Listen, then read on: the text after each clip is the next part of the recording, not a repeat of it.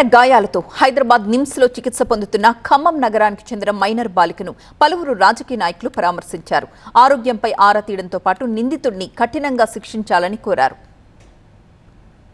ఈ నెల 6న ఖమ్మం నగరంలో ఓ కిరాతకుడు దారుణానికి ఒడిగట్టాడు.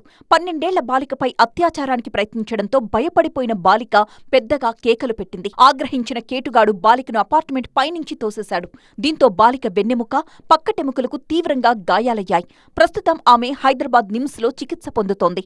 ఘటనపై కేసు నమోదు చేసుకున్న పోలీసులు నిందితుడిని అదుపులోకి తీసుకుని విచారిస్తున్నారు. మరోవైపు నిమ్స్ కు వెళ్లిన పలువురు రాజకీయ నాయకులు బాలికను పరామర్శించారు. కుటుంబానికి అండగా ఉంటామని భరోసా ఇచ్చారు. నిమ్స్ కు వెళ్లి బాలిక తల్లిదండ్రులతో మాట్లాడారు మంత్రి తుమ్మల నాగేశ్వరరావు. ప్రభుత్వం తరపున అవసరమైన అన్ని రకాల సహాయ సహకారాలు అందిస్తామని హామీ ఇచ్చారు. బాలిక త్వరగా కోలుకునే విధంగా అన్ని చర్యలు తీసుకుంటున్నామన్నారు. అలాగే బీఆర్ఎస్ నేత హరీష్ రావు కూడా బాలికను పరామర్శించి కుటుంబానికి ధైర్యం చెప్పారు. నిందితుడిని కఠినంగా శిక్షించడంతో పాటు 10 లక్షల రూపాయల పరిహారం అందించాలని ప్రభుత్వాన్ని డిమాండ్ చేశారు. ఇటు బాలిక కోలుకుంటోందన్నారు NIMS director doctor Rahul Devaraj. నిపుణులైన వైద్య బృందంతో చికిత్స జరుగుతోందని అన్నారు.